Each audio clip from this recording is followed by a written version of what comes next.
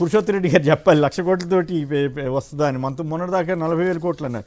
Sir siren రాష్ట్రంలో ఈ ఓటర్ల జాబితా సవరణ మొదలు కాబోతుంది 2 తెలుగు రాష్ట్రాల్లో. సో ఈ రెంటి మీద సంక్షిప్తంగా కామెంట్ చేయండి పురుషోత్తమ రెడ్డి గారు. టైం తక్కువ ఉంది. 1,00,000 కోట్లతో హార్టికల్చర్ అభివృద్ధి జరిగిపోతుందా మీ దగ్గర? అంటే ఒకటి, ఇప్పుడు రాయలసీమ ప్రాంతం మెట్ట ప్రాంతం, నీటి వనరులు పుష్కలంగా ఉన్న డ్యామ్స్ లేకపోవడం వల్ల అందుబాటులో లేవు. కాబట్టి వాణిజ్య పంటలు ప్రోత్సహించవచ్చు, తప్పులేదు. కానీ వాణిజ్య పంటలకు 1,00,000 కోట్లతో అభివృద్ధి అంటున్నారు. ఇప్పుడు వాణిజ్య పంటలు ఒకటి మామిడి. గతంలో మీకు తెలుసు, మా చిత్తూరు, అన్నమయ్య జిల్లా, అదేవిధంగా తిరుపతి జిల్లాలో తోతాపూర్ మామిడి రైతుల సమస్య వచ్చింది. జగన్మోహన్ రెడ్డి గారు బంగారుపారి పర్యటన చేశారు. ఆయన చేస్తున్నాడని తెలుసుకొని ప్రభుత్వం అధికారులు అందరూ కలిసి కిలో మామిడికి 8 రూపాయలు ఇస్తాం, గుజ్జు కంపెనీలు 4 రూపాయలు, ప్రభుత్వం 4 రూపాయలు అని చెప్పారు సోమయ్య గారు. ఇప్పటికి కూడా 45,000 మందికి గుజ్జు కంపెనీ లేదు, 3 జిల్లాలు కలిపి. మళ్ళీ కొత్తగా మామిడి సమస్య వచ్చేసింది. మళ్ళీ జగన్ గారు ఇంకో ఊరికి రావాలి. అంటే పరిస్థితి ఇట్లాంటి, అంటే వాణిజ్య పంటలను ప్రోత్సహించడం అంటే మార్కెటింగ్ కూడా చూడాలి కదా. ఇది ఒకటి ఫస్ట్ పాయింట్. అంటే లిఫ్ట్ ఇరిగేషన్ స్కీమ్ కి 1,000 కోట్లు ఖర్చు పెడతానికి వెనకాడుతున్న ప్రభుత్వం 1,00,000 కోట్లతోటి అందులో 40,000 కేంద్ర ప్రభుత్వం ఇస్తుందని చెబుతుంటే కొంచెం అది ఎట్లా, ఆ స్కీమ్స్ ఎప్పుడు వస్తాయో ఎట్లా ఇంప్లిమెంట్ అవుతుందో తెలియదు. 1,00,000 కోట్లు 50,000 కోట్లు వేలం పట్టలాగా పడేసి బ్రహ్మాండంగా లక్షల కోట్లు తప్ప, లక్షల ఉద్యోగాలు, లక్షల కోట్ల పెట్టుబడులు, లక్షల కోట్ల వ్యయం. కొన్ని స్కీమ్స్ అమలు అవుతుంటాయి. ఆ స్కీమ్స్ అని మనం ఎట్లా ఇంప్లిమెంట్ చేసుకుంటే అది హర్షించదగ్గ పరిణామం. కానీ దాన్ని అయిపోయినట్టుగా మాట్లాడడం, ఇంకా 1,00,000 కోట్లు ఆర్టికల్స్ చేస్తే ఇంకా మనకి డ్యామ్లు గిమ్లు ఏం కట్టాల్సిన అవసరం, అన్ని అయిపోయినాయని మనం దాంతో 1,00,000 కోట్ల కోసం చూస్తూ ఉండాలి. రైట్. సర్ మీద మీ అభిప్రాయం ఏంటి? ఎంత జాగ్రత్తగా ఉండాలి? ఖచ్చితంగా ఇప్పుడు దురదృష్టం, మామూలుగా ప్రభుత్వం ఉండాలి, ఎలక్షన్ కమిషన్ ఉండాలి. ఇప్పుడు పార్టీ ఉండాల్సిన పరిస్థితి వచ్చేస్తాం. సర్ పైన మామూలుగా ఉండాల్సింది ఎలక్షన్ కమిషన్ బాధ్యతగా ఉండాలి, అధికారులు బాధ్యతగా ఉండాలి, పార్టీలకు సంబంధం లేదు. కానీ ఇప్పుడు అనివార్యంగా ప్రధాన ప్రతిపక్షం ఉన్న వైసీపీకి ఇది ఒక పెద్ద టాస్క్ గా మారింది.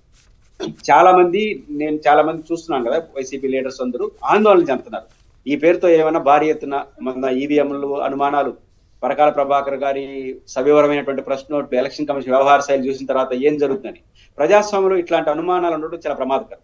అంటే కేంద్ర ప్రభుత్వం అధికారులు జోక్యం చేసుకొని అనివార్యంగా వైఎస్ఆర్ కాంగ్రెస్ పార్టీ మిగతా అన్ని పనులు పక్కన పెట్టేసి ఇది ఒక ప్రధాన టాస్క్ గా చేయాల్సిన పరిస్థితి అయితే ఆ పార్టీకి వచ్చింది. ఇది దురదృష్టం. పార్టీ పని కాదు, ప్రజాస్వామ్యం అంటే అందరూ పని.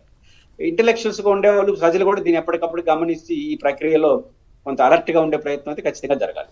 రైట్. డూప్లికేట్ ఓట్లు ఇట్లాంటివి తీసేయడం తప్పు కాదు, కానీ పని కట్టుకుని పార్టీ పరంగా తీసేస్తే తప్పేమో. మరి అనుభవం ఉన్నటువంటి ఈ విషయంలో అప్పలరాజు గారు మీరేం ఎట్లా స్పందిస్తారు? ఈ ఓటర్ల రివిజన్ విషయంలో జాగ్రత్తగా ఉండాలి. మొన్న రామకృష్ణారెడ్డి గారు, సజ్జల గారు కూడా అందరికీ డైరెక్షన్స్ ఇచ్చినట్టున్నారు కదా. కేసీఆర్ గారు అంటే ఈ సందర్భంలో ఒకటి గుర్తు చేయాలి, నాకు బాగా గుర్తు. 2004 ముందో 1999 ఎలక్షన్స్ ముందో వైఎస్ రాజశేఖర రెడ్డి గారు ఒక పెద్ద ర్యాలీ తీశారు. ఏంటంటే ఆ రోజుల్లో ఈ తీసేయటం కాదు, బోగస్ ఓట్లు చేరుస్తున్నారు, చంద్రబాబు గారి గవర్నమెంట్లో ఎన్నో 50 లక్షలు ఎన్నో ఓట్లు చేర్చారని అప్పుడు పెద్ద ర్యాలీ తీశారు గవర్నర్కి ఇవ్వడానికి. అట్లాగే కుప్పంలో బోగస్ ఓట్లు ఏరించాలని ఆ రిటైర్డ్ ఐఏఎస్ ఆఫీసర్, ఇప్పుడు మన భరత్ వాళ్ళ ఫాదర్, ఆయన చనిపోయాడు. ఆయన పెద్ద పోరాటమే చేశాడు. 17,000 ఓట్లు తీయించామండి. అప్పటికి ఇంకా 20-25,000 ఓట్లు ఉన్నాయండి అక్కడ బోగస్ ఓట్లు అని. ఇప్పుడు ఇది ఇంకో రకమైన సమస్య. ఇప్పుడు స్పందించండి. ఇప్పుడు మనం 2024 ఎన్నికలకు ముందు, అంటే మొన్న 24 ఎన్నికలకు ముందు, అంటే 22-23లో ఎవ్రీ టైం ఈ ఓటర్ ఈ మార్పులు చేర్పులకు అవకాశం ఇస్తుంది ఎలక్షన్ కమిషన్ మనకి. సో కొత్త ఓట్లు చేర్చుకోవచ్చు, మనం అటు ఇటు మార్చుకోవచ్చు, ఇక్కడి నుంచి ఈ స్టేషన్ నుంచి వేరే పోలింగ్ స్టేషన్ మార్చుకోవచ్చు. అలాగనే బిఎల్ఏఎస్ అన్నటువంటి వాళ్ళు డెత్ ఓటర్స్ని, వాళ్ళని వీళ్ళందరినీ కూడాను మనం గ్రీవెన్స్ రేజ్ చేసేటటువంటి అవకాశం ఉంది. మనం 2022-23లో ఈ ప్రక్రియ చేసినప్పుడు పెద్ద ఎత్తున రాష్ట్రంలో అన్ని బూతుల్లో కూడా డెత్ ఓటర్స్, డబుల్ ఎంట్రీస్, వీటన్నిటికి సంబంధించి మన రిప్రజెంటేషన్స్ ఇచ్చినప్పుడు ఇదే చంద్రబాబు గారు కోర్టుకు వెళ్ళి ఎలక్షన్ కమిషన్ రిప్రజెంటేషన్ ఇచ్చి ఫర్దర్గా కోర్టుకు వెళ్ళి ఇదేదో వైఎస్ఆర్ కాంగ్రెస్ పార్టీ వాళ్ళు ఓట్లు మార్పులు చేర్పులు చేసేస్తున్నారని చెప్పి స్టే తెచ్చుకున్నారు ఆయన. కోర్టు కూడా దాన్ని ఆపింది. మరి ఈరోజు అవే కోర్టులు, అవే గౌరవ కోర్టులు ఎలక్షన్ కమిషన్ యొక్క విధి అది రాజ్యాంగానికి లేకపోతే ప్రజాస్వామ్యానికి చాలా అవసరం అని చెప్పి మళ్ళీ దాన్ని సపోర్ట్ చేస్తాం. నాకు చాలా గమ్మత్తుగా అనిపిస్తుంది సమ్టైమ్స్. ఏందో ఆ కాంటెక్స్ట్లు వాళ్ళకి నచ్చినట్టు అన్వయించుకోవటం. ఈ సందర్భంగా ఏంటంటే కుప్పం ఉంది కదా, ఇందా మీరు కుప్పం అన్నారు. ఒక కుప్పంలోనే తమిళనాడు ఓటర్స్ సుమారుగా ఒక 30,000 మంది తమిళనాడు ఓటర్స్ ఉన్నారు అక్కడ. చంద్రబాబు గారు ఎవ్రీ టైం గెలిచేది కూడా ఆ తమిళనాడులో ఉన్నటువంటి ఈ డబుల్ ఎంట్రీ ఓటర్స్ వల్ల నేను గెలుస్తా ఉన్నాను. మరి చూడాలి ఈ సర్లో ఆ తమిళనాడు ఓటర్స్ని రిమూవ్ చేస్తారా చేయరా అనేది కూడా ఒకసారి మనం చూడాల్సినటువంటి అవసరం ఉంది. But whatever the things maybe death voters, double entries, వీటన్నిటిని కూడా రిమూవ్ చేయాల్సినటువంటి అవసరం ఉంది.